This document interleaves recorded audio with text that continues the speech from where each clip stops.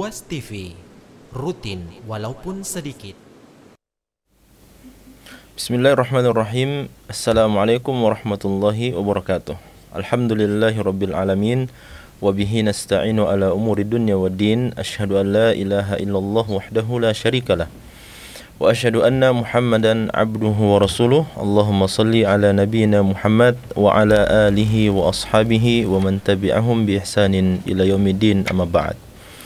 Pemirsa Ruas TV yang dirahmati oleh Allah Subhanahu wa taala, alhamdulillah kita bersyukur kepada Allah Subhanahu wa taala atas seluruh limpahan karunia dan kenikmatan serta tentu saja taufik yang Allah Subhanahu wa taala terus berikan kepada kita sehingga berbagai macam amal soleh, ketaatan serta kewajiban-kewajiban dapat kita laksanakan dalam kehidupan sehari-hari kita, serta anjuran-anjuran agama Islam, sunnah-sunnah Rasulullah SAW pun juga dapat kita laksanakan untuk melengkapi kekurangan-kekurangan yang ada dalam pelaksanaan ketaatan dan kewajiban-kewajiban kita kepada Allah Subhanahu wa taala.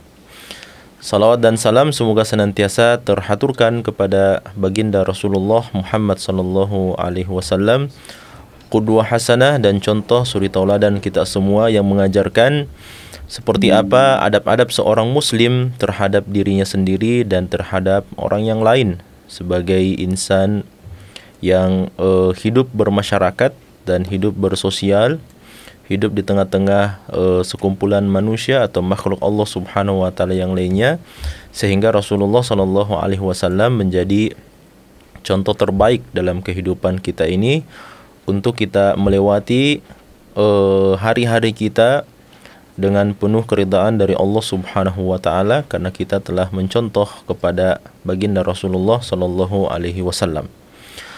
Pada kesempatan yang berbahagia ini, insyaallah kita akan memasuki segmen yang baru dalam pembahasan hadis-hadis Rasulullah SAW, yaitu secara khusus segmen pembahasan hadis-hadis yang terdapat di dalam Kitabul Jami', bab yang pertama yaitu babul adab.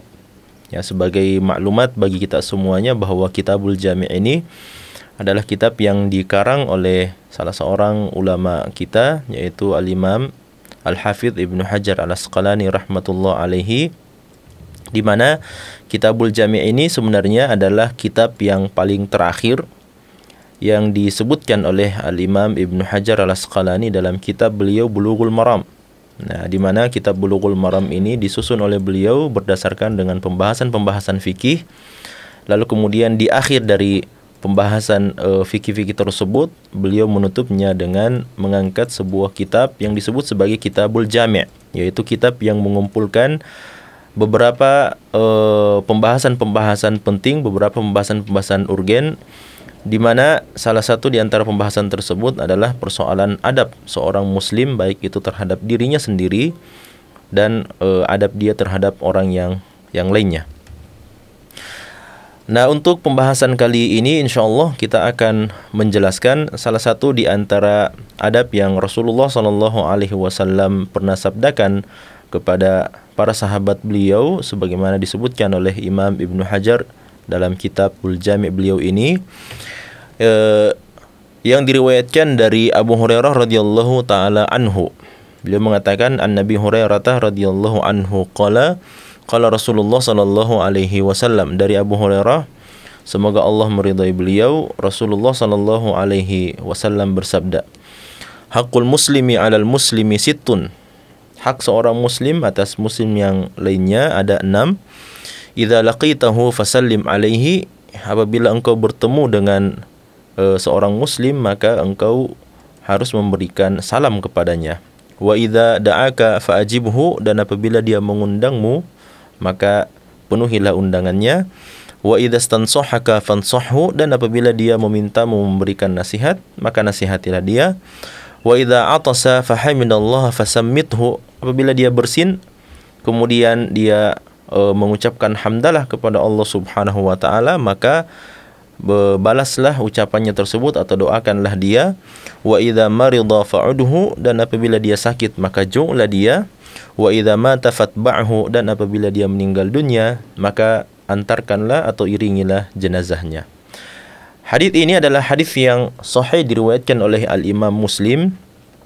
Namun kalau kita melihat sebenarnya hadis ini juga diriwayatkan oleh beberapa ulama yang lainnya, seperti misalnya Al-Imam Al-Bukhari. Imam Bukhari juga meriwayatkan hadis ini berkenaan tentang hak-hak muslim atas muslim yang lainnya. Namun perbedaan yang nampak dari hadis Bukhari dan hadis Muslim bahwa kalau kita melihat hadis Muslim yang diangkat oleh Imam Ibnu Hajar dalam Kitabul Jami' beliau ini menyebutkan ada 6 hak seorang muslim atas muslim yang lainnya. Nah, sedangkan dalam hadis Bukhari beliau hanya menyebutkan, atau salah satu di antara riwayat tersebut beliau menyebutkan haqqul muslim 'alal muslim khamsun. Hak seorang muslim atas muslim yang lainnya ada 5 buah hak. Dan kalau kita lihat juga memang lebih nampak bahwa hadis Muslim ini lebih lengkap lafadznya atau riwayatnya dibandingkan dengan hadis Bukhari. Karena kalau kita melihat hadis Bukhari itu, lafaz-lafaz yang disebutkan dalam hadis tersebut dari Abu Hurairah radhiyallahu ta'ala anhu datang dengan lafaz-lafaz secara maknanya saja. Ya, datang secara maknanya saja, seperti beliau mengatakan raddus salam, atau memberikan salam. Kemudian yang kedua i'adatul marid, ya, mengunjungi orang yang sakit, ittiba'ul janaiz atau jenazah, mengiringi jenazah, dan seterusnya, ya. Namun kalau kita bandingkan ya riwayat yang disebutkan oleh Imam Bukhari dengan riwayat yang disebutkan oleh Imam Muslim, maka nampaklah perbedaan yang sangat mencolok bahwa hadis Muslim ini jauh lebih sempurna lafadznya dan jauh lebih banyak memberikan keterangan dibandingkan dengan hadis Bukhari tersebut. Oleh karena itu, ini mungkin menjadi salah satu alasan atau beberapa alasan mengapa Al-Imam Al-Hafidz Ibn Hajar mengangkat hadis Muslim dalam Kitabul Jami' ini sebagai hadis yang pertama berkenaan tentang 6 hak seorang muslim atas muslim yang lainnya. Nah, ini akan menjadi tema pembahasan kita pada kajian kita pada kesempatan hari ini. Insyaallah kita akan membahas 6 hak muslim atas muslim yang lainnya yang diajarkan oleh Rasulullah SAW melalui hadis sahih dari Abu Hurairah ini. Yang pertama, ketika Nabi SAW menyebutkan hakul muslim 'alal muslim, hak seorang muslim atas muslim yang lainnya, maka secara zahirnya, ya, secara zahir hadis ini atau lafaz ini, hak seorang muslim atas muslim yang lainnya, itu menunjukkan bahwa keenam hak atau hal-hal yang disebutkan oleh Nabi SAW dalam hadis ini merupakan hak seorang muslim atas muslim yang lainnya. Dalam artian bahwa setiap muslim memiliki hak, ya, atau memiliki keenam hak ini atas muslim yang lainnya. Ya, kita memiliki kewajiban, ya, atau kebalikan dari perkataan ini, itu berarti kita memiliki kewajiban atau 6 buah kewajiban untuk kita berikan kepada sesama muslim. Ya, nah, apa saja 6 hak tersebut? Sebelum kita membahas lebih jauh, kita mesti fahami bahwa ketika Nabi SAW mengatakan hakul muslim, hak seorang muslim, maka di sini para ulama berbeda pendapat. Ya, apakah yang dimaksud hak seorang muslim ini merupakan sebuah kewajiban, ataukah dia hukumnya adalah sesuatu yang disunnahkan misalnya, atau dianjurkan? Dia disyariatkan, namun pensyariatannya tidak sampai pada sesuatu yang diwajibkan. Ketika kita tidak melakukannya karena tanpa ada uzur, maka kita akan berdosa kepada Allah SWT. Nah, ini yang menjadi perbedaan pendapat di antara ulama. Oleh karena itu, kita akan melihat, ya, satu persatu dari 6 hak-hak muslim ini atas kita akan melihat, ya, apa sebenarnya hukum yang paling kuat yang dipegangi oleh para ulama kita berkenaan setiap hak tersebut, ya, karena ada saja hak-hak yang memang zahirnya kelihatannya hukumnya adalah sebuah kewajiban, namun ketika kita pandang dari sisi hadis yang lain, maka nampak bahwasanya ternyata hak tersebut, ya, hukum daripada hak tersebut tidak sampai pada sesuatu yang diwajibkan oleh Allah Subhanahu wa taala dalam agama Islam. Namun dia adalah sesuatu yang sangat-sangat dianjurkan atau hukumnya adalah sunnah muakkadah. Ya, ketika seseorang itu tidak melakukannya padahal dia mampu, maka dia akan tercatat sebagai orang yang sangat merugi di sisi Allah Subhanahu wa taala apabila tidak melakukan atau menunaikan hak muslim tersebut. Nah, yang pertama dari 6 hak muslim atas diri kita adalah mengucapkan salam. Nabi SAW mengatakan, "Idza laqitahu fasallim alaihi." Kalau engkau bertemu dengannya, maka ucapkanlah salam kepadanya. Nah, sebatas lafaz ini saja tentu saja berbeda kalau kita bandingkan dengan hadis Nabi SAW yang diriwayatkan secara maknanya, yaitu memberikan salam misalnya, ya, memberikan memberikan salam kepadanya. Ini tentu saja ada tambahan ketika Nabi mengatakan idza laqitahu, kalau kamu bertemu dengannya maka ucapkanlah salam kepadanya. Ya, dibandingkan dengan sekedar mengucapkan salam kepada seorang muslim. Itu tentu saja ada perbedaan makna atau perbedaan faidah, tambahan faidah yang disebutkan dari riwayat Muslim ini. Nah, di antara beberapa hukum berkenaan tentang mengucapkan salam ini, yang pertama bahwa mengucapkan salam adalah salah satu hak dari setiap muslim. Nah, oleh karena itu apabila dia merupakan hak untuk setiap muslim atau untuk seorang muslim dan kita memiliki kewajiban untuk memberikan hak tersebut, maka sepantasnya dan seyogianya kita memberikan perhatian yang besar terhadap masalah ini. Bahkan dalam sebuah riwayat Nabi SAW menyebutkan min alamatis saati, ya, assalamu ala at-ta'rif. Ya, di mana Nabi SAW mengatakan di antara tanda-tanda dekatnya akhir zaman itu adalah ketika seseorang mengucapkan salam kepada orang yang dikenalnya saja. Ya, dalam artian ketika dia tidak mengenal seseorang itu, padahal telah ada tanda-tanda dan ciri-ciri keislaman dari orang tersebut, kita bisa melihatnya dia mengenakan pakaian muslim misalnya, dia mengenakan pakaian takwa, dia mengenakan jubah, atau dia mengenakan atribut-atribut seorang muslim yang kita ketahui dia adalah seorang muslim secara zahir penampakannya saja. Namun kita tidak mau memberikan salam kepada dia. Kenapa? Karena kita tidak kenal dia. Ya, maka Nabi SAW memberikan sinyal bahwa ini merupakan salah satu tanda daripada dekatnya akhir zaman, waliyadzubillah. Oleh karena itu Allah Subhanahu wa taala menyebutkan dalam Al-Qur'an wa idza hayyitum, dan apabila disampaikan salam kepada kalian maka fahayyu bi ahsana minha aw rudduha, maka balaslah ucapan salam tersebut dengan yang lebih baik, ya, dengan yang lebih baik, atau balaslah dengan yang serupa. Ya, dalam hadis yang lain, dalam hadis Nabi SAW mengatakan man ata ilaikum ma'rufan, siapa yang memberikan kebaikan kepadamu fakafi'uhu, ya, maka berikanlah balasan atau berikanlah jawaban bagi dia, atau balasan yang jauh lebih sempurna, lebih baik dibandingkan dengan apa yang dia berikan kepada kita. Ya, kalau kita tidak mampu memberikan hal yang serupa dengannya, maka kita diperintahkan oleh Nabi SAW untuk berdoa untuk kebaikan orang tersebut. Nah, dari sini kita bisa memahami bahwa ketika seseorang itu bertemu dengan muslim yang lainnya di sebuah jalan misalnya, maka di antara kewajiban kita adalah untuk mengucapkan salam kepadanya. Dan ini merupakan salam atau mengucapkan salam ini merupakan salah satu syiar agama Islam yang juga sangat besar dalam agama kita, ya. Kenapa? Karena ucapan salam ini tidak akan kita dapatkan di agama manapun, ya. Ucapan salam itu, ya, sebagai bagian daripada syariat yang Allah SWT turunkan kepada agama Islam atau dalam agama Islam.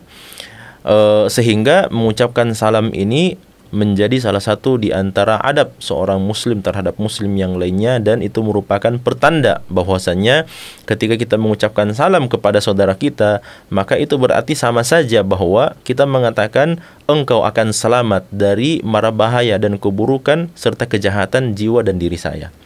Kenapa? Karena kita telah mendoakan bagi dia keselamatan. Assalamualaikum warahmatullahi wabarakatuh. Ya, keselamatan bagimu dari Allah serta rahmat dari Allah dan keberkatan dari Allah subhanahu wa ta'ala. Itu berarti ketika kita mendoakan kebaikan seperti itu kepada saudara kita, maka sama saja kita mengatakan bahwa Anda sudah selamat dari keburukan saya. Saya tidak akan berbuat buruk kepada Anda.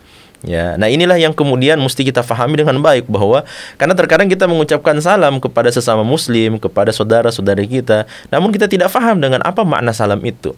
Ya, kita mendoakan dia keselamatan untuknya, keselamatan dalam kehidupan dunia dan akhirat, namun kita sendiri memberikan keburukan dan mudarat kepada dia, ya, memberikan kezaliman kepada dia dan sebagainya.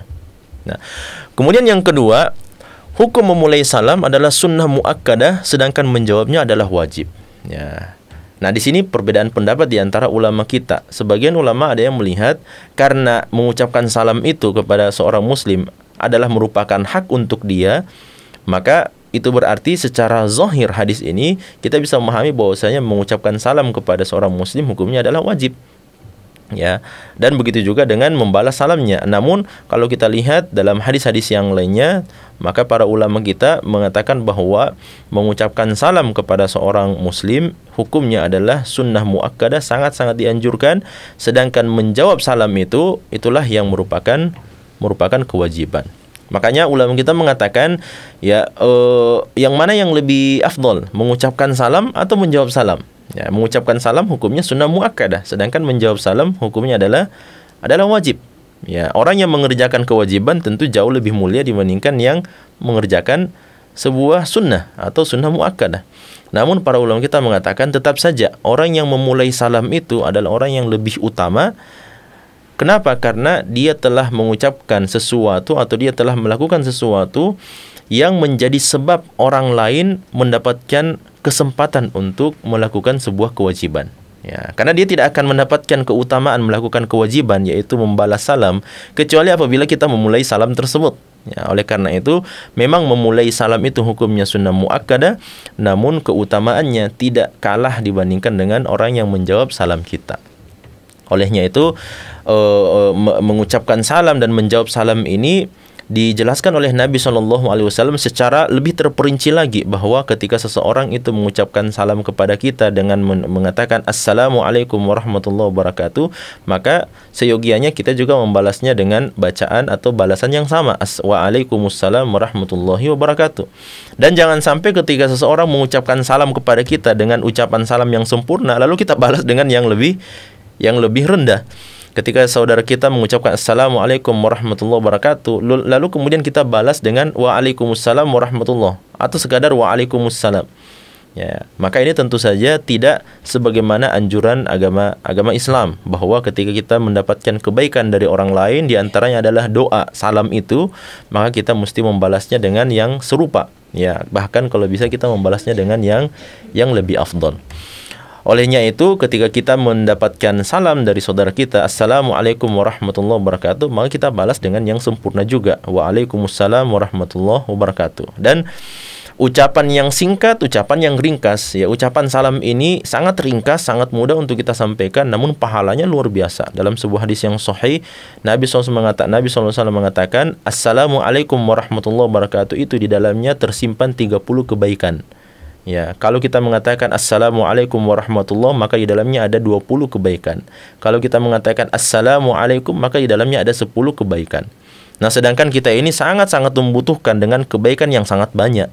Ya, kita tidak tahu bagaimana perjalanan kehidupan akhir kita. Ya, dalam kehidupan akhirat nanti kita tidak tahu. Di hari kiamat nanti kita tidak tahu berapa banyak kebaikan yang sudah kita lakukan. Maka kita sangat butuh kebaikan-kebaikan, walaupun itu adalah kebaikan yang sangat kecil, walaupun itu kebaikan yang dipandang sebelah mata oleh kacamata manusia kita.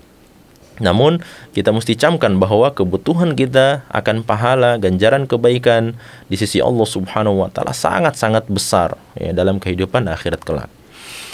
Kemudian di antara faedah atau pelajaran berkenaan tentang salam ini, bahwa memberi salam kepada orang yang tidak dikenal juga merupakan ajaran Islam.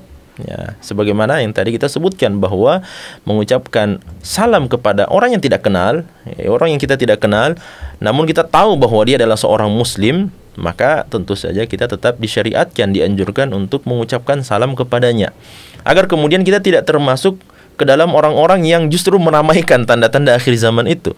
Karena di antara tanda akhir zaman, kata Nabi, seperti yang tadi kita sebut, adalah orang hanya mengucapkan salam kepada orang yang dia kenal saja. Seorang muslim mengucapkan salam kepada tetangganya saja. Seorang muslim mengucapkan salam kepada keluarganya saja, kepada teman kerjanya saja, kepada murid-muridnya saja, ya, kepada guru-gurunya saja, dan seterusnya. Ketika kita bertemu dengan seseorang di pasar dan kita tidak pernah bertemu dengannya, kita tidak kenal dengannya, tidak pernah bermuamalah dengannya, maka mungkin kita tidak mengucapkan salam kepada dia, padahal kita tahu bahwa dia adalah seorang muslim. Ya, kita hidup di daerah yang mayoritas muslim, kita hidup di daerah yang kebanyakannya kita adalah beragama Islam, dan kita tahu betul ketika bertemu dengan orang tersebut, kita tahu betul dia adalah seorang muslim. Kita bertemu dia misalnya di pekarangan masjid, kita bertemu dia baru selesai melaksanakan ibadah salat, namun kita tidak mengucapkan salam kepadanya.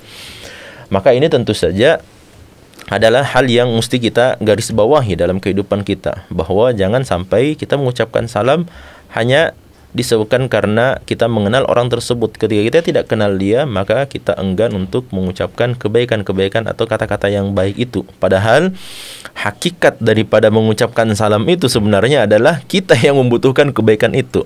Ketika kita mengucapkan salam, kita yang membutuhkan pahala yang banyak itu. Kita dapat 30 pahala, kita dapat keutamaan mengucapkan salam, kita dapat keutamaan mendoakan saudara kita, dan seterusnya. Ya. Nah, faedah yang lainnya bahwa mengucapkan salam juga disyariatkan, mengucapkan salam itu disyariatkan pada saat kita bertemu dan juga disyariatkan ketika kita ingin berpisah. Ya, dalam sebuah riwayat Nabi SAW menjelaskan bahwa ketika seseorang itu bertemu ya dengan seseorang, kemudian dia ingin masuk ke dalam majelis tersebut, ya ketika dia bertemu maka diucapkan salam kepada saudaranya. Kalau dia ingin bermajlis, masuk ke dalam majelis tersebut, duduk dalam majelis itu, fal yajlis, maka hendaknya silahkan dia duduk. Tapi kalau dia tidak ingin duduk atau tidak ingin masuk ke dalam majelis tersebut, maka silahkan dia pergi dan mengucapkan salam kepada mereka. Ya, jadi Nabi SAW dalam hadis itu menceritakan bahwa apabila seseorang ingin masuk ke dalam sebuah majelis, maka hendaknya dia mengucapkan salam. Kalau dia mau duduk ikut bermajelis, maka silahkan. Tapi kalau dia tidak mau ikut bermajelis, maka silahkan dia berpaling meninggalkan majelis tersebut, namun tetap disyariatkan untuk mengucapkan salam kepada mereka. Ya, nah ini menjadi pelajaran bahwa ketika kita bertemu dengan saudara kita, kita mengucapkan salam, dan apabila kita ingin berpisah dengannya, maka kita juga mengucapkan salam untuknya. Kemudian pelajaran yang lain berkenaan tentang mengucapkan salam adalah bolehnya memberikan ucapan-ucapan lainnya yang tidak mengandung keburukan. Ya, namun tentu saja ucapan-ucapan tersebut setelah kita mengucapkan salam kepadanya. Jadi dibolehkan bagi kita, seperti misalnya dalam bahasa Arab ya, bahasa Arab itu biasa kita mengatakan sobahun nur ya, sobahun nur, sobahul khair ya. Sobahun nur, sobahul khair itu artinya selamat pagi ya, selamat siang, selamat sore, selamat malam dan sebagainya.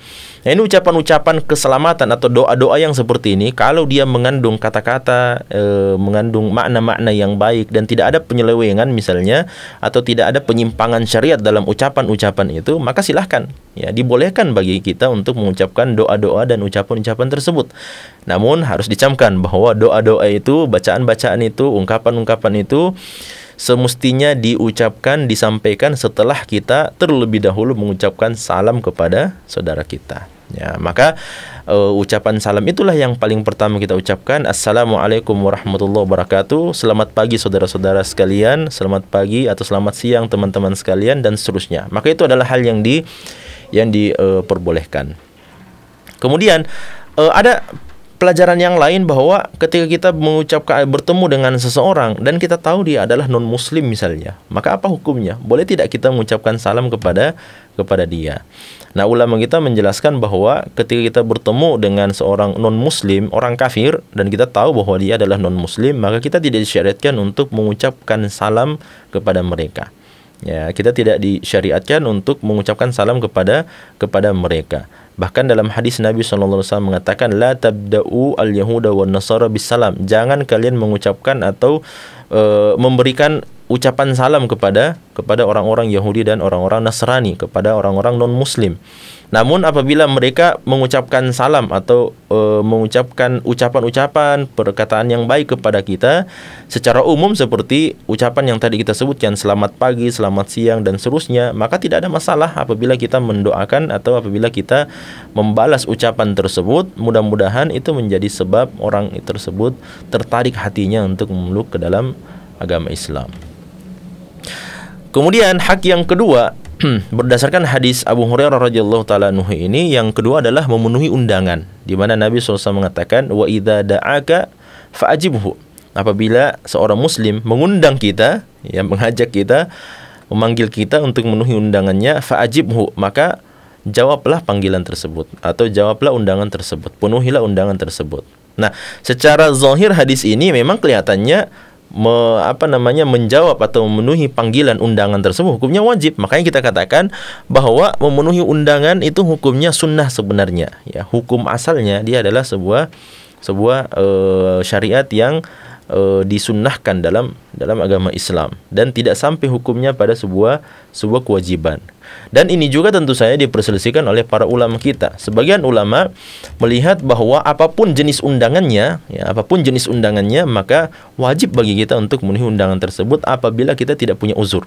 Ya, kalau kita tidak punya uzur, ya berbeda lagi kalau kita misalnya punya uzur, ya kita punya uzur atau kita punya panggilan dan undangan yang lain seperti yang akan kita jelaskan nanti. Namun secara pendapat yang lebih kuat, pendapat yang lebih roji insyaallah taala bahwa umumnya undangan ya atau panggilan hukumnya adalah sesuatu yang disunnahkan. Namun ketika berkaitan dengan undangan walimatul urs ya atau walimah undangan pernikahan, maka di sini para ulama kita memberikan perhatian yang lebih besar.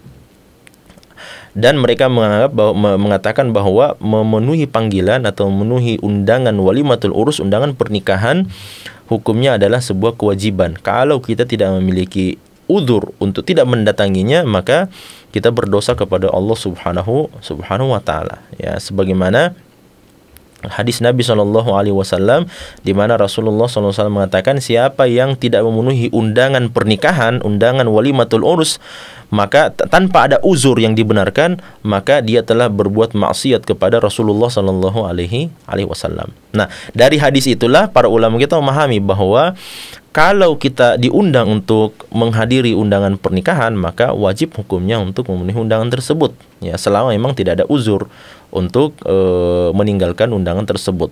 Ya, adapun undangan-undangan yang lainnya selain daripada pernikahan, selain dari walimatul urs, maka hukumnya adalah sesuatu yang disunnahkan di dalam agama kita. Namun tentu saja, ya, dibalik daripada sunnahnya atau dianjurkannya memenuhi undangan itu, tentu saja di sana ada sekian banyak keutamaan dan pahala yang Allah Subhanahu wa taala siapkan bagi mereka yang memenuhi undangan saudaranya. Di antaranya bahwa ketika kita memenuhi undangan saudara kita, walaupun itu undangan misalnya undangan akikah atau undangan syukuran dan seterusnya, maka ketika kita memenuhi undangan tersebut, maka itu tentu saja masuk dalam kategori amalan yang sangat besar di sisi Allah Subhanahu wa taala, yaitu kata Nabi SAW, idkhalus sururi fi qulubil mu'minin. Ya, memasukkan perasaan bahagia, perasaan senang di dalam hati saudara-saudara kita, orang-orang beriman.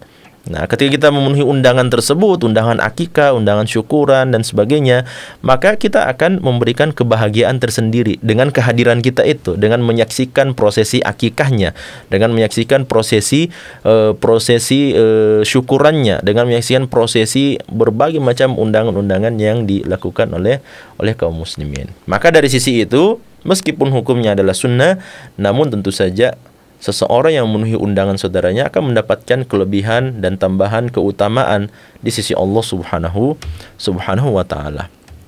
Kemudian apabila dalam acara tersebut terdapat kemungkaran, ya, maka ulama kita menjelaskan tidak ada kewajiban, ya, tidak ada kewajiban atau tidak disyariatkan untuk memenuhi undangan tersebut kecuali apabila kita memiliki kemampuan untuk melakukan pengingkaran terhadap kemungkaran tersebut. Ya, seperti misalnya kita diundang untuk menghadiri sebuah pernikahan, sebuah undangan pernikahan atau pesta pernikahan, namun kita tahu bahwa di dalamnya akan ada penampilan-penampilan, tontonan-tontonan yang tidak dibenarkan dalam syariat Islam, misalnya. Ya, entah itu dengan penampilan-penampilan yang tidak berbusana muslim atau tidak berbusana muslimah dan seterusnya, yang menampakkan aurat dan sebagainya, dan kemungkaran yang lainnya. Terkadang ada juga pesta pernikahan yang di dalamnya, ya, para tamu undangan dihidangkan minuman-minuman yang tidak dibolehkan, seperti minuman keras, seperti khamar dan sebagainya, atau makanan-makanan yang tidak dibolehkan dalam syariat Islam. Ya, maka ini tentu saja adalah bagian daripada undangan yang kita tidak disyariatkan untuk memenuhi undangan tersebut karena adanya kemungkaran itu. Dalam sebuah perkataan dari Umar bin Khattab radhiyallahu taala anhu, kita diarahkan oleh beliau untuk menjauhi tempat-tempat kemungkaran. Ya, kenapa? Karena di tempat-tempat kemungkaran itulah boleh jadi Allah Subhanahu wa taala mendatangkan musibah, bala, bencana kepada orang-orang yang sedang melakukan kemungkaran tersebut. Namun ketika kita yakin kita memiliki kemampuan, ya, kita memiliki kedudukan, ya, untuk melakukan pengingkaran terhadap kemungkaran tersebut, maka silahkan kita mendatanginya, melakukan pengingkaran terhadap kemungkaran itu, lalu kemudian kita datang dan memenuhi undangan tersebut, lalu kemudian kita bersegera untuk meninggalkannya apabila memang ketika kemungkaran itu setelah diingkari ternyata kemungkaran itu masih tetap dilaksanakan, masih tetap dijalankan. Ya, maka pada saat itu sebaiknya sebagai seorang muslim yang taat kepada Allah Subhanahu wa taala, kita menjauhkan diri kita dari berbagai kemungkaran itu. Nah, permasalahan lain bahwa ketika kita diundang, ternyata ya sebagai contoh misalnya ketika kita masuk selesai bulan suci Ramadan, masuk bulan Syawal. Bulan Syawal biasanya ya banyak ya undangan-undangan pernikahan yang diberikan oleh saudara-saudara kita ya kaum muslimin. Maka ketika kita misalnya mendapatkan undangan pada hari yang sama, ya pada tanggal yang sama, pada hari yang sama, pada jam yang sama misalnya, maka para ulama kita melihat ya ketika kita tidak mampu menghadiri dua undangan tersebut karena waktu yang sangat sempit dan karena jarak yang berjauhan, misalnya ya undangan yang satu misalnya di daerah mana, undangan yang satu di kampung yang mana misalnya, ya karena adanya jarak yang sangat jauh itu sehingga kita tidak bisa, mustahil bagi kita untuk menghadiri kedua undangan tersebut. Maka undangan mana yang kita pilih? Ya, maka ulama kita menyebutkan bahwa undangan yang kita pilih untuk kita hadiri ketika memang tidak bisa kita menggabungkan untuk hadir dalam dua undangan tersebut, maka para ulama memberikan arahan untuk memilih undangan yang paling pertama sampai kepada kita. Ya, undangan yang paling pertama sampai kepada kita. Karena terkadang meskipun jadwal undangannya sama, namun undangan itu dilayangkan kepada kita kapan? Ya, boleh jadi undangan yang satunya itu sudah diberikan kepada kita sebulan yang lalu. Ya, sedangkan undangan yang kedua ini baru diberikan sepekan yang lalu. Maka yang kita hadiri tentu saja adalah yang paling pertama memberikan undangan tersebut kepada kita, dan kita meminta uzur atau menyampaikan uzur kita kepada undangan yang kedua karena kita tidak mampu menghadirinya. Tapi kalau seandainya pada jam yang sama, pada tanggal dan pada hari yang sama, undangan itu juga datang kepada kita, masuk ke rumah kita juga pada jadwal dan pada saat yang sama, ya. Maka para ulama kita mengatakan dilihat ya mana dari dua undangan tersebut yang lebih dekat pintu rumahnya dengan pintu rumah kita. Ya.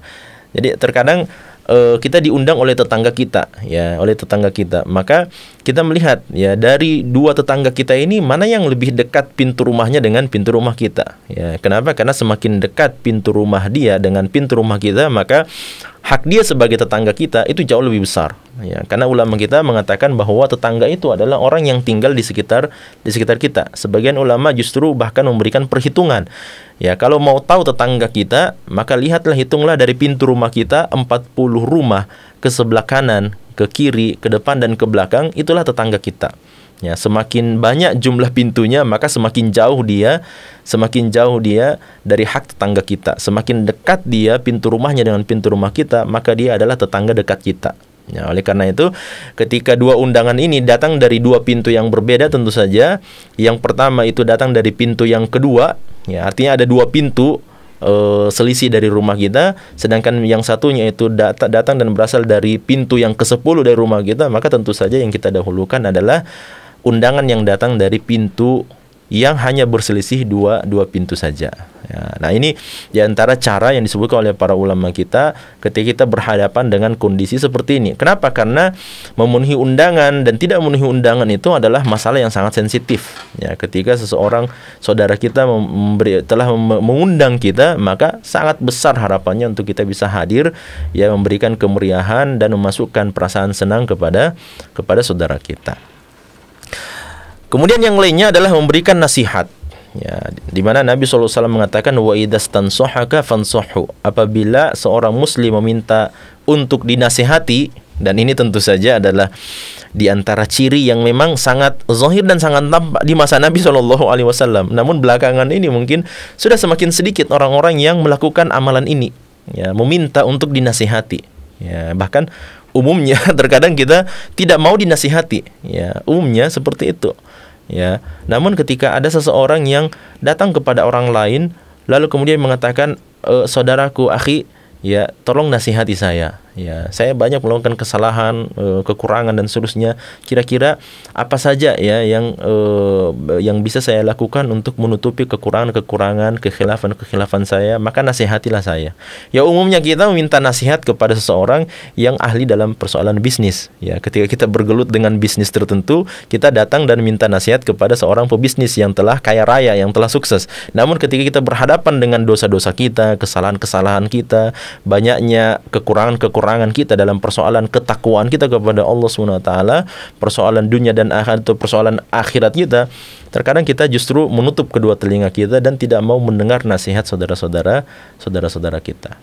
Namun ketika kita bertemu dengan seseorang yang datang kepada kita, ya, memberikan hatinya dan memberikan kedua telinganya kepada kita untuk kita berikan nasihat, maka kewajiban kita adalah memberikan nasihat kepadanya. Makanya memberikan nasihat adalah sebuah kewajiban apabila seseorang memintanya dari kita. Ya, dan berbeda dengan dua permasalahan yang sebelumnya. Ya, dua permasalahan sebelumnya, mengucapkan salam, kemudian memenuhi undangannya, itu hukumnya secara umum sunnah. Ya, secara umum adalah sesuatu yang dianjurkan atau sangat dianjurkan. Namun ketika seseorang itu datang dan meminta nasihat kepada kita, maka di sini hukumnya adalah sebuah kewajiban, fardhu ain atas kita untuk memberikan nasihat tersebut. Tentu saja bagaimana cara kita memberikan nasihat kepadanya dan nasihat apa yang kita berikan kepadanya itu kembali kepada diri kita, kembali kepada kemampuan kita. Ya, fattaqullaha mastata'tum. Takwalah kepada Allah SWT sekadar kemampuan yang kita miliki. Kemudian amar ma'ruf dan nahi mungkar hakikatnya sebenarnya adalah bagian daripada nasihat. Ya, ketika Nabi mengatakan man ra'a minkum mungkaran, siapa di antara kalian yang melihat kemungkaran falyughayyirhu biyadi, maka hendaknya dia mengubahnya dengan tangannya, kalau tidak mampu dengan lisannya, kalau tidak mampu dengan hatinya. Wa dzalika adhaful iman. Ini sebenarnya bagian daripada nasihat, ya, terhadap saudara kita. Makanya Nabi mengatakan dalam hadis yang lain, unsur akhaka zaliman aw madluma. Tolonglah saudaramu dalam keadaan dia zalim ataupun dizolimi. Sahabat bertanya, ya Rasulullah, ammal madlumu fana'am. Kalau dia dizolimi, maka kami pasti akan tolong dia. Ya, tapi kalau dia berbuat zalim, ya bagaimana caranya kita mau menolong orang yang berbuat zalim? Ya, maka Nabi SAW mengatakan, anta khudha biyadihi an dzulmihi. Engkau tahan tangannya, engkau tarik tangannya dari perbuatan kezaliman yang akan dia lakukan itu. Nah, oleh karena itu, menahan seseorang dari perbuatan kezaliman itu sejatinya bagian daripada nasihat kita kepadanya, supaya dia tidak melakukan kesalahan dan tidak melakukan kezaliman kepada sesama manusia. Kemudian nasihat adalah inti agama Islam dan tanda kesempurnaan iman seseorang. Makanya dalam hadis Nabi mengatakan, hadis Muslim, Nabi mengatakan ad-dinun nasihah. Ya, ini para ulama kita menjelaskan bahwa hadis ini, ad-dinun nasihah ini, agama itu adalah nasihat. Ya, para ulama kita mengatakan ini salah satu di antara hadis yang mengandung jawami' al-kalim yang Allah karuniakan kepada Rasulullah SAW. Ya, dan tidak diberikan kepada siapapun kecuali kepada Rasulullah SAW. Jawami kalim itu apa? Jawami kalim itu artinya Allah Subhanahu wa taala mengumpulkan seluruh hikmah-hikmah yang pernah Allah berikan kepada umat manusia sebelum Rasulullah SAW datang, dikumpulkan pada diri Nabi SAW dan diberikan oleh Allah kemampuan kepada Rasulullah SAW untuk menyampaikan hikmah-hikmah yang sangat banyak itu dengan ucapan-ucapan yang ringkas, ya, dengan ucapan-ucapan, perkataan-perkataan dan ibarat-ibarat yang pendek, ibarat-ibarat yang ringkas. Namun ketika ditelusuri, ketika dipelajari, ternyata ibarat-ibarat dan perkataan yang ringkas itu mengandung pelajaran dan hikmah yang sangat luar biasa, yang sangat dalam dan sangat banyak. Salah satu di antaranya adalah ad-dinun nasihah. Agama itu adalah nasihat. Ya, makanya hadis ini menjelaskan kepada kita bahwa ketika kita ingin menegakkan agama kita, ketika kita ingin menegakkan agama yang ada pada diri kita, maka kita menegakkannya dengan memberikan nasihat. Ya, nasihat kepada diri sendiri, nasihat kepada Allah, nasihat kepada kitab-kitabnya, nasihat kepada Rasulullah, nasihat kepada para pemimpin, kepada saudara-saudara kita, dan seterusnya. Bagaimana kita memberikan nasihat kepada mereka? Memberikan nasihat kepada Allah artinya beriman kepadanya, percaya kepadanya, taat kepadanya. Kemudian memberikan nasihat kepada kitab Allah, kepada Al-Quran adalah dengan beriman kepadanya, dengan membacanya, mentadabburinya, mengamalkannya, dan seterusnya. Beriman kepada Rasulullah SAW, ada memberikan nasihat kepada Rasulullah SAW, artinya adalah kita beriman kepada beliau, percaya dengan kenabian dan kerasulan beliau, mengagungkan, memuliakan beliau, banyak bersalawat kepada beliau. Itu semua bagian daripada nasihat. Bernasihat kepada pemimpin Islam dan kepada sesama kaum muslimin adalah dengan taat kepada mereka, tidak berbuat zalim kepada mereka, mengajak kaum muslimin untuk taat kepada pemerintah Islam dan seterusnya. Ya, makanya Imam Al-Khattabi mengatakan tidak ada sebuah kata dimanapun, ya, dengan menggunakan bahasa apapun juga, bahasa Arab, bahasa apapun itu, tidak ada sebuah kata yang bisa memberikan atau menyampaikan sekian banyak ungkapan-ungkapan kebaikan, ya, ungkapan-ungkapan kebenaran, kecuali dengan satu kata yang disebut sebagai nasihat. Ya, nasihat itulah yang mengumpulkan semua kebaikan-kebaikan yang kita sampaikan kepada seseorang. Makanya memberikan nasihat kepada saudara kita apabila dia memintanya kepada kita, maka itu adalah salah satu di antara bagian daripada agama Islam, atau bahkan dia adalah inti daripada agama Islam dan merupakan pertanda kesempurnaan iman seseorang. Kemudian pelajaran yang lain adalah mendoakan seseorang apabila dia bersin dan mengucapkan hamdalah. Ya. Bersin itu adalah karunia Allah yang dengannya beragam penyakit keluar dari tubuh.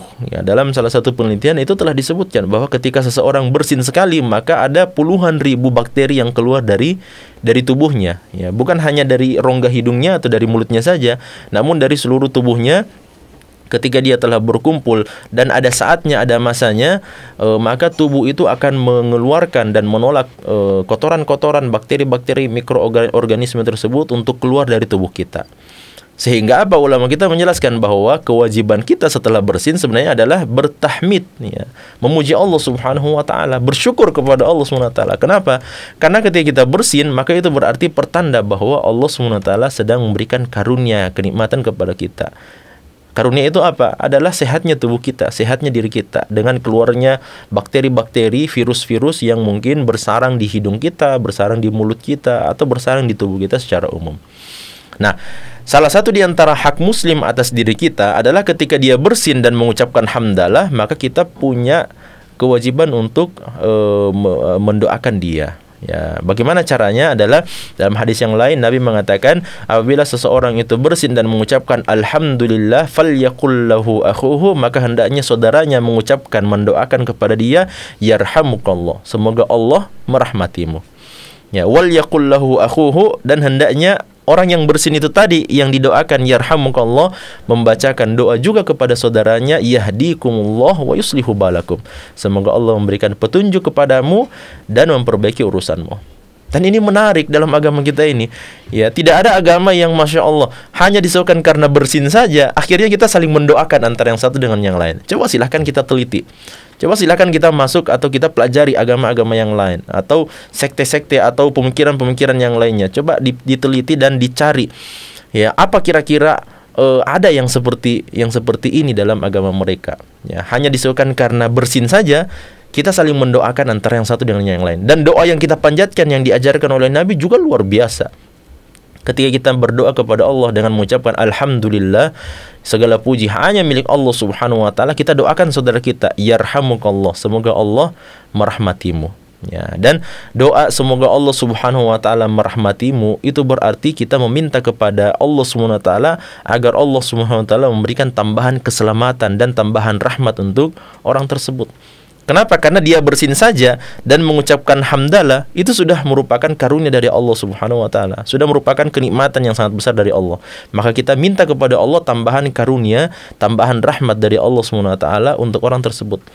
Nah, sebaliknya ketika kita bersin dan mendapatkan doa yarhamkallah dari saudara kita, maka balasan kita adalah yahdikumullah wa yuslihu balakum, semoga Allah memberikan petunjuk kepadamu dan memperbaiki urusan kamu. Nah, apa pelajarannya? Kenapa Nabi SAW memberikan perintah untuk mendoakan seperti itu? Karena meminta hidayah kepada Allah untuk seseorang itu berkenaan tentang pengamalan orang tersebut terhadap sunnah Nabi SAW ini. Ya, ketika kita bersin dan mengucapkan hamdalah, lalu saudara kita mengucapkan doa sesuai dengan yang diajarkan oleh Nabi, yarhamukallah, semoga Allah merahmatimu, maka itu merupakan ucapan dia itu, yarhamukallah, itu merupakan pertanda bahwa dia mendapatkan hidayah dari Allah Subhanahu wa taala untuk mendoakan kita sebagaimana diajarkan oleh Nabi sallallahu alaihi wasallam. Maka kita minta kepada Allah supaya Allah Subhanahu wa taala memberikan tambahan hidayah bagi orang tersebut, dan supaya Allah Subhanahu wa taala memperbaiki urusan orang tersebut. Nah, ini pelajaran yang sangat luar biasa tentu saya dari satu sunnah atau dari satu syariat yang diajarkan oleh Nabi sallallahu alaihi wasallam, bahwa dari sebuah kebiasaan, ya, atau sesuatu yang yang remeh dalam kehidupan kita, sekedar bersin saja, ya, ternyata di baliknya Rasulullah SAW mengajarkan amalan yang sangat luar biasa, yaitu saling mendoakan. Dan saling mendoakan itu pertanda bahwa ukhuwah Islamiyah, ukhuwah imaniyah, ya, itu terjalin dengan sangat kuat. Ya, karena kalau seandainya tidak ada saling mendoakan seperti itu, maka itu pertanda bahwa tidak ada ukhuwah Islamiyah dan tidak ada ukhuwah imaniyah di antara sesama muslim, sesama orang-orang beriman dan percaya kepada Allah Subhanahu wa taala. Kemudian mendoakan yang bersin hanya disyariatkan untuk orang yang mengucapkan hamdalah. Dan ini sebagaimana datang dari hadis yang sahih bahwa Nabi Shallallahu alaihi wasallam pernah bersama-sama dengan dua orang, ya. Keduanya bersin, ya. Lalu kemudian Nabi SAW mendengarkan bahwa orang yang pertama itu mengucapkan hamdalah, sedangkan yang kedua tidak mengucapkan hamdalah. Maka Nabi SAW mendoakan orang yang pertama, yarhamukallah, ya, semoga Allah merahmatimu, dan tidak mendoakan untuk orang yang kedua, ya, padahal dia bersin bersamaan, namun dia tidak mengucapkan hamdalah. Maka orang kedua itu bertanya, ya Rasulullah, engkau tadi telah mendoakan untuk saudara kita ini, ya, dengan doa tersebut, namun kenapa Anda tidak mendoakan hal yang sama kepada saya? Maka Nabi mengatakan, sesungguhnya saya mendoakan dia karena dia telah mengucapkan hamdalah, sedangkan Anda tidak mengucapkan hamdalah, maka saya tidak mendoakan Anda. Itu berarti bahwa orang yang disyariatkan untuk kita doakan yarhamukallah adalah orang yang ketika dia bersin, dia mengucapkan hamdalah, dia mengucapkan alhamdulillahi rabbil alamin. Nah, ketika dia mengucapkan itu, maka kita disyariatkan untuk mendoakan bagi dia.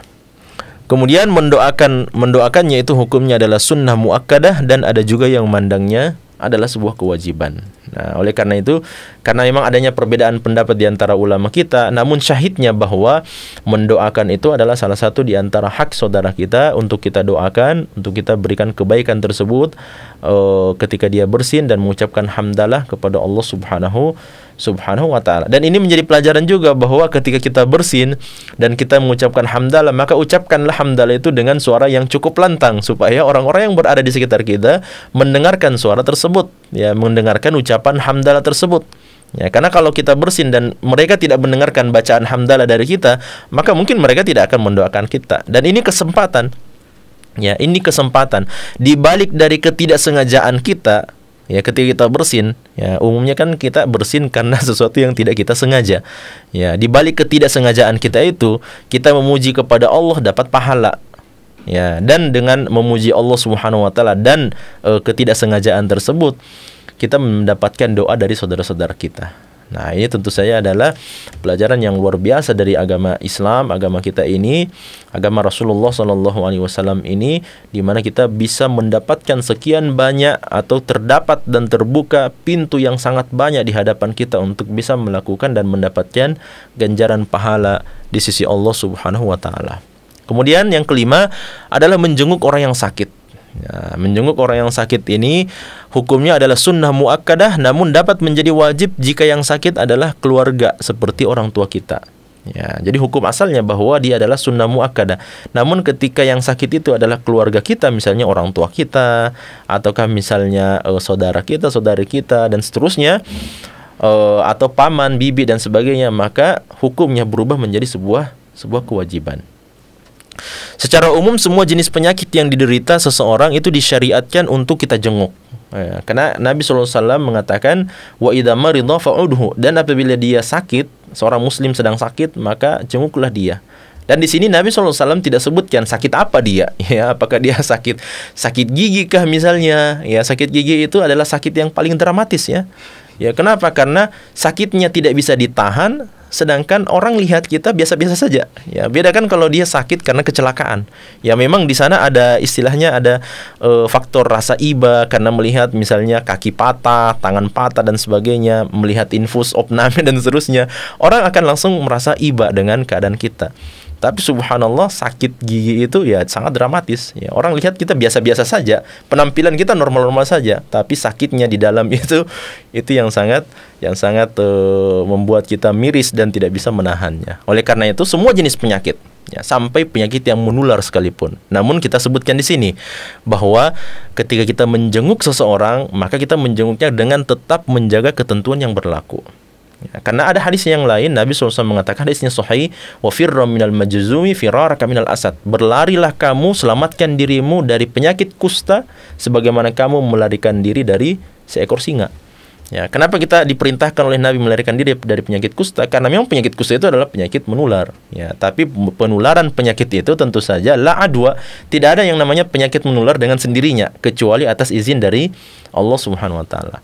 Makanya ketika kita tahu bahwa saudara kita ada yang sakit parah atau sakit menular, maka sah-sah saja dan boleh-boleh saja kita menjenguknya, namun tentu saja dengan tetap menjaga ketentuan yang berlaku. Ya, kita datang sekadar menjenguknya, kemudian memberikan nasihat, memberikan motivasi, mendoakan dia dan seterusnya, tanpa melakukan kontak langsung misalnya, atau dengan menggunakan masker sebagaimana cerita ketika 2 tahun yang lalu ketika pandemi COVID-19 itu masih berada di sekitar kita dengan masif.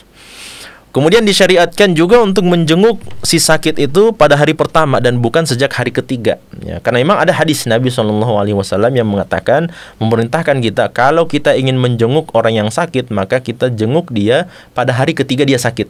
Ya, pada hari yang ketiga ketika dia sakit. Namun hadis ini dilemahkan oleh para ulama kita karena salah seorang perawinya ada seorang yang sangat lemah sehingga tidak bisa diamalkan hadis ini. Makanya kalau kita tahu bahwa ada saudara kita, keluarga kita, atau misalnya sahabat kita, teman kantor yang sedang sakit, maka semenjak hari pertama itu sudah dibolehkan sebenarnya untuk kita menjenguk dia, memberikan motivasi dan seterusnya. Nah, bagaimana dengan menjenguk non-muslim? Ya, orang-orang non-muslim apakah boleh kita jenguk mereka? Maka ulama kita menjelaskan bahwa menjenguk non-muslim ketika dia sakit itu juga dibolehkan. Sebagaimana hadis Nabi SAW yang menjenguk salah seorang tetangga beliau yang beragama Yahudi, non-muslim, namun dijenguk oleh Nabi SAW. Ya, bahkan dalam hadis itu diceritakan bahwa yang dijenguk oleh Nabi itu bukan pria dewasa, tapi anak-anak. Ya, anak kecil. Ketika Nabi SAW tahu bahwa anak tersebut sedang sakit, maka Nabi SAW datang dan menjenguk dia dan menyampaikan dia untuk memeluk agama Islam. Akhirnya apa? Sang bapak si Yahudi itu, tetangga Nabi SAW, mengatakan, Ati Abul Qasim, taatilah Abul Qasim, yaitu Rasulullah, maka anak tersebut masuk Islam. Ya, makanya boleh kita menjenguk non-muslim dan kita turut bela sungkawa dengan kejadian atau penyakit yang menimpa dia. Mudah-mudahan dengan jenguk kita itu menjadi sebab orang tersebut luluh hatinya dan merasa termuliakan dengan salah satu syariat agama Islam yang diamalkan oleh seorang muslim. Yang terakhir, pemirsa Ruas TV yang dirahmati oleh Allah, adalah mengantarkan jenazah. Nah, mengantarkan jenazah ini adalah hak seorang muslim atas yang lainnya. Ya, kenapa? Karena memang jenazah itu sudah tidak bisa mengantar dirinya sendiri, ya, karena sudah tidak ada kemampuan. Idza matal insanu inqata sairu amalihi. Kalau seorang itu sudah mati, maka terputus semua amalannya. Dalam artian tidak bisa lagi dia berbuat dan tidak bisa lagi dia beramal, amal apapun itu. Ya. Kemudian yang kedua, dimakruhkan bagi wanita untuk mengantar jenazah. Ya, nah ini karena memang telah datang dari hadis Nabi SAW. Bahkan jumhur ulama kita mengatakan seorang wanita itu dimakruhkan untuk ikut mengiringi jenazah tersebut. Ya, kenapa? Karena dikhawatirkan ini keluarganya baru meninggal dan dia ikut mengiringi jenazah tersebut. Ya, maka dimakruhkan menurut ulama kita untuk seorang wanita mengiringi jenazah. Kenapa? Karena Nabi SAW khawatir jangan sampai kalangan wanita ini yang memang sangat lemah hatinya, lemah pikirannya, akhirnya mereka meraung-raung melakukan tindakan niyahah yang dilarang oleh Nabi SAW. Namun ketika telah selesai prosesi penguburan jenazah itu, maka seorang wanita diperbolehkan untuk menziarahi kuburan, karena Nabi mengatakan kuntu nahaitukum an ziyaratil qubur fal ana fazuruha fa innaha tudzakirukumul akhirah. Dulu kata Nabi, saya larang kalian, laki-laki atau perempuan dilarang oleh Nabi untuk menziarahi kuburan. Ya, namun sekarang setelah akidah Islam itu semakin baik dan seterusnya, maka Nabi Nabi hapus itu hukum yang pertama. Fal ana fazuruha. Sekarang silakan kalian ziarah kubur. Ya, silakan ziarah kubur. Kenapa? Karena fa innaha tudzakirukumul akhirah. Karena ziarah kubur itu akan mengingatkan seorang kepada kehidupan akhirat dan kematian. Olehnya boleh bagi wanita untuk melakukan ziarah kubur, namun dimakruhkan bagi mereka untuk menyertai dan mengiringi jenazah ke pekuburan. Kemudian mengantar jenazah bagi pejalan kaki, disebutkan oleh ulama kita itu hendaknya berada di depan jenazah dan mereka yang berkendara hendaknya berada di belakang. Dan itu tidak ada khilaf di antara ulama kita. Apabila seseorang mengantar jenazah ya dengan berkendara mobil, motor dan sebagainya, maka kita disyariatkan untuk berada di belakang jenazah. Tapi ketika kita berjalan kaki, maka kita dianjurkan untuk berada di depan jenazah. Ya. Dan tentu saja mengantarkan jenazah ini memiliki keutamaan yang sangat besar di sisi Allah Subhanahu wa taala. Dalam hadis yang sahih, Nabi SAW mengatakan, barang siapa yang menyiapkan jenazah atau mensolatkan jenazah sampai mensolatkan jenazah falahu qirat, maka baginya satu pahala. Kemudian apabila dia mengantarkan jenazah sampai dia dikuburkan, mensolatkan jenazah, mengantarnya dan sampai dia dikuburkan, falahu qiratan, maka baginya ada dua buah qirat. Para sahabat bertanya, ya Rasulullah, wahai Rasulullah, apa yang dimaksud dengan qirat itu? Nabi SAW mengatakan, qirat itu adalah pahala, ya, sekumpulan pahala yang besarnya seperti gunung Uhud.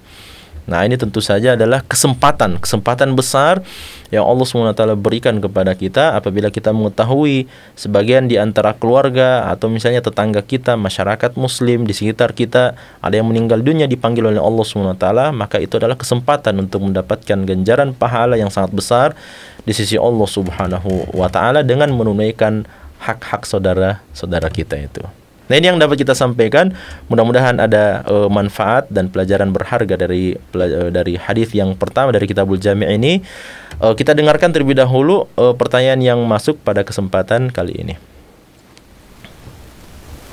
Baik, bismillahirrahmanirrahim. Assalatu wassalamu ala Rasulillah. Langsung saja kami bacakan pertanyaan pertama, Ustaz. Afwan Ustaz, sekarang lagi zamannya untuk saling chat-chat. Apakah salam melalui chat ini juga harus dibalas dengan salam chat atau cukup dijawab dengan lisan saja, Ustaz? Baik, ya, jadi ini juga menjadi hal yang polemik sebenarnya ketika ucapan salam yang kita tulis itu kemudian apakah kita punya kewajiban untuk membalasnya dengan menuliskan juga, ataukah kita cukup dengan mengucapkan salam saja salam saja tanpa harus menulisnya. Saya secara pribadi apabila persoalan mengucapkan salam itu, saya secara pribadi lebih condong untuk menggabungkan antara dua hal itu. Ya, meskipun sebagian asatidzah, sebagian ustadz melihat atau sebagian ulama melihat cukup dengan mengucapkannya saja secara lafadz, ataukah cukup juga dengan secara tulisan saja atau secara message saja. Namun ya sebaiknya tentu saja kalau kita bisa menggabungkan antara dua hal ini, itu yang lebih afdal. Ya, kalau memang yang betul itu adalah cukup dengan mendoakan saja dengan lafaz saja, maka dengan menuliskannya itu maka kita tidak akan memunculkan perasaan buruk sangka oleh saudara kita, karena dia telah mengucapkan salam dan kita tidak membalas salamnya. Dari sisi itu sebenarnya agar kemudian ya meskipun memang ketika datang tulisan-tulisan sampai kepada kita, maka sebenarnya yang disyariatkan itu sebenarnya dalam agama Islam adalah mengucapkan salam secara lisan. Akan tetapi ketika datang tulisan tersebut, maka kita juga punya kewajiban sebagaimana dia mengucapkan salam kepada kita menggunakan tulisan, maka sebaiknya kita balas juga dengan salam secara tulisan itu juga. Masalah yang lain sebenarnya adalah persoalan doa, ya. Doa ini juga yang juga cukup polemik juga sebenarnya, ya. Doa apabila kita mendengar saudara kita ada yang sakit misalnya, atau ada yang tertimpa musibah dan seterusnya. Saya ya memandang secara pribadi, ketika kita melakukan japrian pribadi misalnya, ya kepada saudara kita yang tertimpa musibah itu, maka cukup dengan kita menyampaikan perasaan belasungkawa, kemudian memberikan motivasi, memberikan nasihat dan sebagainya. Adapun doa kita, maka cukup kita saja yang mendoakan dia dan tidak perlu kita tuliskan secara tulisan itu. Kenapa? Karena doa yang paling mustajab di sisi Allah Subhanahu wa taala itu adalah da'watu an dhahril ghaib, berdoa tanpa diketahui oleh saudara yang kita doakan itu. Nah, itu yang lebih afdol sebenarnya. Karena meskipun ya banyaknya kita ketika kita tahu saudara kita ada yang misalnya sakit misalnya, kemudian kita doakan dia melalui chattingan kita itu syafaqallah syifaan ajalan dan seterusnya dan kita doakan dia dan dia mengetahui bahwa kita mendoakan kesembuhan untuk dia. Nah, ini tentu saja hal yang mungkin saya pribadi ya, secara pribadi mungkin sebaiknya itu diluruskan. Persoalan mendoakan ini, maka cukuplah kita mendoakan dia secara zuhri al-ghaib. Namun kalau kita khawatir jangan sampai saudara kita ini menganggap bahwa kita tidak, ya kenapa dia japri kepada saya atau message kepada saya tapi dia tidak doakan saya. Ya, dia cuma tanya kabar saja dan dia tidak doakan saya. Paling minimal syafaqallah la ba'sa tahurun dan seterusnya. Maka kalau ada kekhawatiran seperti itu, maka silahkan kita catat seperti itu. Namun tetap kita doakan kepada saudara kita itu an dhahril ghaib. Ya, kita doakan dia dengan doa yang jauh lebih sempurna, ya, untuk dia mendapatkan kesembuhan dan tanpa perlu diketahui oleh saudara kita tersebut. Nah, ini mudah-mudahan bisa jelas jawaban kita ini. Nah, sampai di sini pertemuan kita pada kesempatan kali ini. Mudah-mudahan ada manfaatnya dari apa yang kita sampaikan. Subhanakallahumma bihamdik asyhadu an la ilaha anta astaghfiruka wa atubu ilaik wa akhiru da'wana anil hamdulillahi rabbil alamin. Wassalamualaikum warahmatullahi wabarakatuh.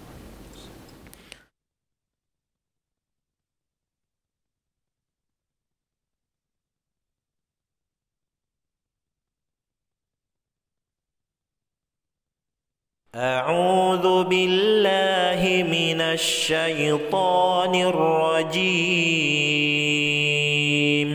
بسم الله الرحمن الرحيم عما يتساءلون عن النبأ العظيم الذي هم فيه مختلفون كلا سيعلمون ثم كلا سيعلمون ألم نجعل الأرض مهادا والجبال أوتادا وخلقناكم أزواجا وجعلنا نومكم سباتا وجعلنا الليل لباسا وجعلنا النهار معاشا وبنينا فوقكم سبعا شدادا وجعلنا سراجا وهاجا وأنزلنا من المعصرات ماء ثجاجا لنخرج به حبا ونباتا وجنات ألفافا إن يوم الفصل كان ميقاتا يوم ينفخ في الصور فتأتون